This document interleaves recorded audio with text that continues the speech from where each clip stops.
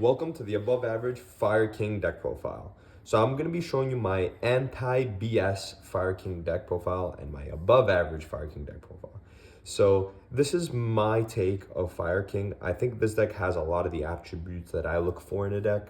That's a deck that's good going first, very good going second, and is really good against like weird decks, right? Like I want to sit down and I want to be very confident whether I win or lose a dice roll. I don't want to feel as if like I never want my excuse to be I lost the dice roll, that's why I lost, right? So that's what I tried to do with this deck, and I wanted to make sure I felt very confident going into a tournament and going into an event. So this is my above average spin on Fire Kings, and this is if there was a Nationals tomorrow, this is how I would play the deck. And let me know what you guys think about my deck choices. So I think now with Snake Eye Ash that went to 1. I think Poplar is the main. Ponix is the main normal summon. I really like how this card is really good going first. You know, you make a simple combo, which is good. You know, it gives you plenty of disruptions. Going second, it could be really powerful. But I like how it keeps coming back, and I just think it's a better normal summon than Snake Eye Ash now, especially now that Ash went to 1. So, before Fire Kings were good, and now that we got, the Snake Eye Ash and a few more cards, I think that the ceiling of the deck is a little higher than how it was before, but I still think it's completely viable in today's format. So 3 Ponix, I think this card is absolutely insane, really good going first, and again, like I said, going into a board, I'm very comfortable normal summoning this card. Then 3 Kirin, obviously, this is going to be a little heavier on the Fire Kings, again, because I love the nitty and grittiness of them. I love how they're good into the grind game. I like how they're good against rogue decks, and they're good going second. So 3 Kirin, then 2 Garunix. I was playing 1 for a while, and I realized that a lot of people, they go SP and they banish it, and then I get into this weird game state, like in the turn 4, 5, 6, and I always end up needing the second Garunix, and every time I have Garunix in hand, it always ends up being good, right? So I think 2 Garunix is actually fine. It's a card that you could always side out. You could side out one of them, but I think 2 is just the perfect number. And when I was playing 1, I always ended up needing another one for some reason. So I bumped it up to 2, and I don't regret it. I think this is super solid. The 1 Arvada, you don't need to play anymore, and I'll show you why when I go on with deck profile. And then 1 Barong. This is really, it's cute. It's really good. It lets you play through Nibiru, and everyone's playing Nibiru now. There's no super hard negates, so, drawing it is not bad. And, you always end up popping it off Garunix or Kirin or whatever, and you get that additional search. So this is the super sweet number, and I think it's a better approach than playing a lot of Snake Eye cards. Now that's it for the Fire Kings. Then moving on to the Snake Eyes, because you have to play the Snake Eye cards. But you'll see I do play a minimum package. I play 1/1, no Oak, and 1 Witch and 1 Flamberg. So this is, like I said, like even if you draw a hand filled of Fire Kings, it's fine. You're gonna still have a bunch of utility, and you're gonna get into the grind game, which is really cool. And if you do end up drawing, the Wanteds or the Witch, it's good. You increase your ceiling a little bit, and you can play through. Maybe you can play through a hand trap more. But I don't want to like play multiple Witches and pitch certain cards that I want to keep in my hand. And you'll see the way I play this build is I like keeping up the spell card as a disruption. So this is a short and sweet package. The 1 Flamberg is really good, increasing your ceiling. So that's it, no more. You'll see with this deck, by the way, that I try to play cards that are always going to be live. Like I want to play every single game, and versus any deck, I want to just all my cards to be live. I don't like it when I have multiple Witches in my hand, or I'm playing against like a shifter deck, right? And you have multiple Witches or Wanteds. So I think reducing this also helps you in those scenarios, right? And you can't draw multiple Witch if you only play 1, so that's pretty cool. Hand traps, I just play 3 Ash. Like I said, and you'll see with the deck profile, the above average deck profile, I like to play cards that are just always going to be good. I don't want to draw my Nibs, and I don't want to draw Veilers and go against a Runic deck or something, right? I want to draw cards that 10 out of 10 times, they're going to be good. So Ash is one of those cards that is just always going to be good. So I play 3 Ash, and then the one other hand trap I play is Magnamut. I think it's just safe to play in the main. You always go Anima, so you can banish your own Anima if you want to summon it. If it's not live in the matchup, but I think it's just a solid one of on the main deck, and it gives you 2 targets. You have 2 targets that you search off of it. One is your Flamberge that you could search, and your other card is your Dark Hole Dragon. Now this card, you'll see while I continue through the deck profile, is very, very, very important. So these are your 2 targets that you play, and just to talk about Dark Hole Dragon a little bit, it's a card that it is a boss monster. It's a 3k beat stick that can be destroyed by card effects. If it's in your hand or graveyard, if any card is destroyed, any monster in the field is destroyed, besides targeting, so whether it's Fire King Island, whether it's Kirin, whether it's Arvada, these cards don't target. So you get able to special summon your Dark Hole Dragon, and it can be treated as a free extender. It's a level 8, so it can help you go into rank 8s. And then during the end phase, it lets you search 3 Dark Holes. So this is the thing I did in Kashtira also, and it's just a card that you feel super safe that even if you lose a dice roll, you're gonna have 3 Dark Hole in your deck. And going first, you could use it as a combo card if you want to. And that if you get another turn, you're gonna start with your turn with Dark Holes. That's pretty crazy. So Dark Hole Dragon, like I said before, it could be a combo extender, it could be another push, it could be a body. You always end up summoning it on your turn. You could also summon it during your opponent's turn, and you get into another search for another Dark Hole. So if you get access to this card, even if you don't draw it, it's fine. You're gonna draw something else in your deck, that's good, right? But if you get into this card in your first turn, you'll notice that your turn 3, you're gonna start with like 2 Dark Hole in your hand, and that's a little crazy, right? You're gonna win that game. It's very rough for your opponent to play through two Dark Hole. So this is a little neat package, and every time I have this card in my hand, it's live. You could pitch it, and you could just special summon it from the graveyard. 3 Dark Hole, absolutely insane. Again, now you're gonna start seeing the anti-BS part of the deck, and the reason why I just think it's just an amazing build, and you're going to be comfortable whether you win or lose a dice roll. So again, Dark Hole, although you think is a hard going second card, it's really not. It's just a good Yu-Gi-Oh card. Even if you go first, right, you're going to draw something else, right? You're gonna draw some type of play, and you're going to hold the Dark Hole, and then this is going to be the card that's going to literally blow your opponent out of the water. You just need to live a turn, and it can happen, right? So let me just move on with the spell cards, because this is my favorite part of the build. 3 Cosmic, again, continuing the theory. You have enough space for non-engine. People choose to play 3 Droll, 3 Nib, Phantasme, or Veilers. I just want to play a card that I know is going to be really good going first, really good going second against everything. I don't think there's a deck in this format or in any format that doesn't play backrow, and I just think it's super, super solid, especially in this format that we're in right now. But in a deck like this, where you're doing your simple plays, you want to play cards to lower your opponent's ceiling, and this is a card that could literally get you there against even like the roguiest of rogue decks. So 3 Cosmic, just making you feel very secure and very safe going against any deck. Then you have your ace card. In my opinion, one of the best utility cards in the deck is 3 Spellcard Monster Reborn.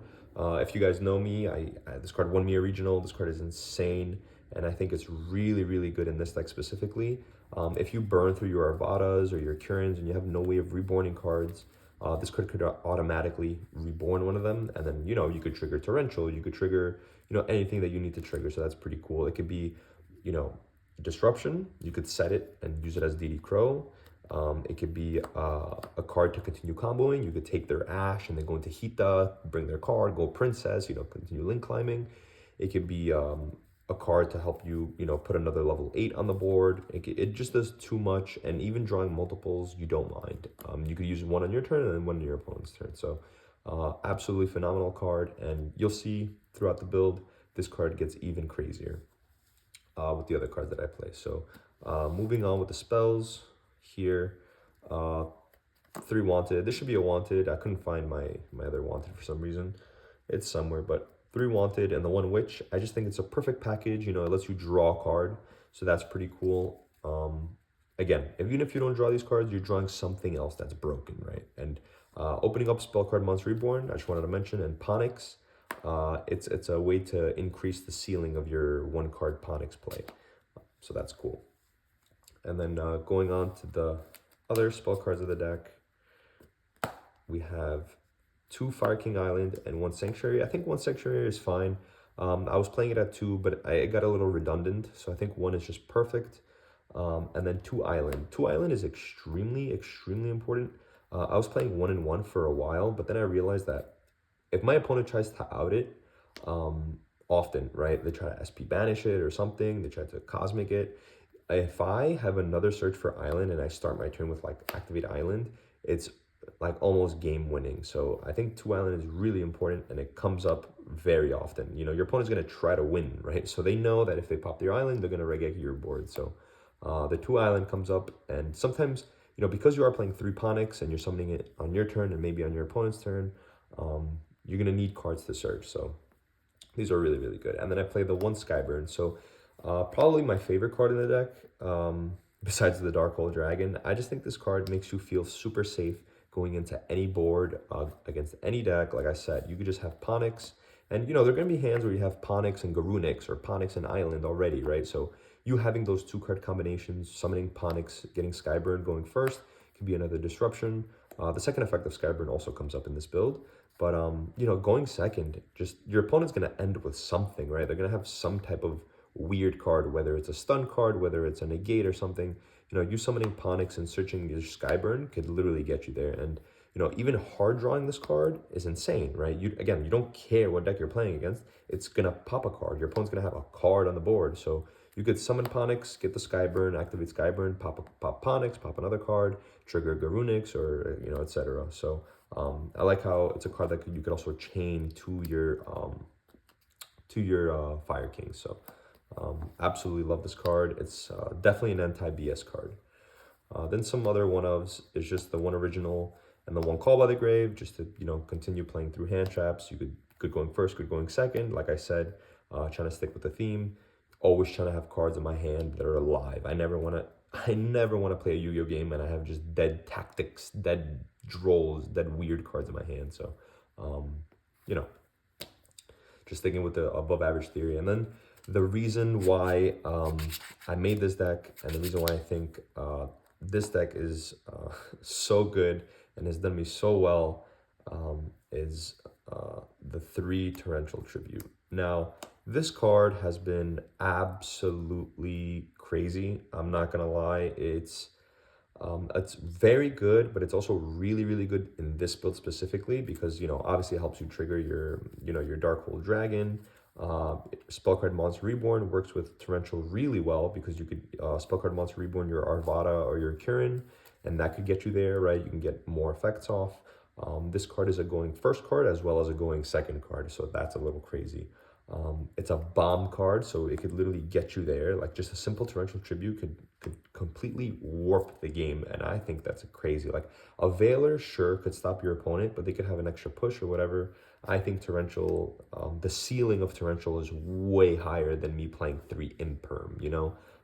I just think this card is a little crazy, and even though it looks like it's a going first card, it's a going second card too. It's setting Torrential into an established board could literally get you there. If you remember back in the day playing Solemn Strike into an established board, it's kind of similar. So I like how you could trigger all your cards off of it, and it's really, really good with your, you know, your spells and traps. So this card is definitely like really good in my build specifically, but I think it's good in Fire Kings. So that's the main deck. Now let's get on to the extra deck. So I play the 1 Garunix. This is very important. You go into this very often. Going first, you establish the continuous spell card, so you can go into it during your opponent's turn. Keep in mind, you are playing the Dark Hole Dragon, you're playing the Flamberg, you know, some other cards on the side deck you'll see. You go into this card very often, especially going second, and it's a very anti-bullshit card. It's also really good with Torrential because you could Torrential, and then once in the grave, it triggers the effect to summon 2 more Fire Kings. So again, you're putting a lot of bodies on the board, a lot of big cards, a lot of cards that just pop, you know, Dark Hole, Torrential Tribute, the Skyburn. You're lowering your opponent's ceiling, and you'll see that it covers monsters, right? And it covers backrow. It's not so much about negating, it's about destroying. So as long as you get another turn, you're gonna have crazy follow-up. So this card is really, really good. One Typhon, because you have the room, and I just think it's a very solid card. And then one of my favorite cards in this extra deck is the number one, the Buzz King. So it's a going first card, it's a going second card, and it's a card for time. So this is definitely an above average Yu-Gi-Oh card. And you can make it going first if you want. You rip a card from your opponent's extra deck. Good going second, you could pop a card. It's just really, really awesome. So that's it for the XYZs. Then the links, pretty standard. Everyone that plays Fire King or Fire King Snake Eye kind of knows the deal. Doolittle comes up, IP Dark Heat Phoenix, which I think is really important. Anti-BS card, SP, Princess, Amblowell. This is what you always end on. You try to end on this every single time. It's really, really powerful. You know, reborning when it's popped, reborning your IPs or your Doolittles. Really, really powerful. And then, of course, the Zealanthus OTK line, which, you know, if it comes up, good. If it doesn't, it's fine. You're doing something else. You have boss monsters in the main deck and in the extra deck, right? And then side deck, really spicy side deck here. So 3 droll. This is not spicy, but 3 droll. Like I said, I only want cards in my main deck that are always good, right? This card is, when I know it's good, I definitely want 3 in my main deck, right? And it's a card that does what the rest of the cards in my main deck do, my utility cards, which is lower my opponent's ceiling. So since if this card is good in the matchup, I'll put it in, and I'll know I have a card that I could lower my opponent's ceiling, even if it's a little bit, you know, even if it stops 1 search or 2 searches. Knowing that I get another turn, I'm gonna have so many, you know, add backs. I'm gonna have Garunics. I'm gonna have so many cards coming back. The Dark Holes. So this card just establishes that like grind game. So just 3 droll, 3 spooky, and then moving on to some other cards is the 1 Nibiru, Theory of One-Ofs here, the 1 Alpha, and the 1 Barbaro. So these are really, really important and really powerful. So I'm gonna get into them a little bit. So I play 1 Nibiru again, like I said, with Droll. If it's good in the matchup, I definitely want it in my deck. Again, me personally, the Theory of One-Ofs, I definitely don't want to see multiple Nibirus. There was a YCS, 3v3 YCS that they got first place, and they sided into 1 Nibiru, and they were like, yep, if I drew it, it was good. If they didn't draw it, they draw it to another card that's good. Shocker, right? I preach about this. Then the 1 Alpha and the 1 Barbaros, these cards kind of like combo with each other. Alpha is really powerful with the deck because you could summon Ponix, you could summon anything, and then you could summon Alpha, bounce multiple cards, and then special summon Alpha again. It's a level 8. It's a 3,000 beat stick. Kind of crazy, right? Like, kind of like a boss monster. And then the Barbaros is another boss monster. You have to tribute monsters that equal level 8 or more. And he could attack everything. It's not an activated effect. And then he has another effect that he could banish himself from the field or grave. So if you play 2 and you have 1 in grave, you could banish that. And then you can target 2 cards and pop them. So like you could kind of see the vision of like using Nibiru, Alpha, or like a Runix or any other card, putting it on the board, maybe bouncing a card, special summoning again, tributing, summon Barbaros, attacking everything, banishing it, popping 2 cards, and then you could like normal summon Ponix, right? So I just think that's a little crazy, and it's just a very solid one of. Works with, you know, Dark Hole Dragon. If you could Dark Hole, special summon Dark Hole Dragon, tribute Dark Hole Dragon, summon this, attack everything, pop 2, and then start playing the game. So you're getting a lot of value with like a few cards. And I think the fact that they're 3,000, they're level 8s, they could attack, they could bounce, they could pop, is just too much. And you don't use your normal summon, right? A neat thing that I'm testing now, I didn't want to incorporate it into this deck profile just because I'm, you know, still in the testing stages, is I'm testing 2 Slumbers and 3 Kaijus. I just think, you know, Slumber being another anti-BS card is kind of like a Dark Hole.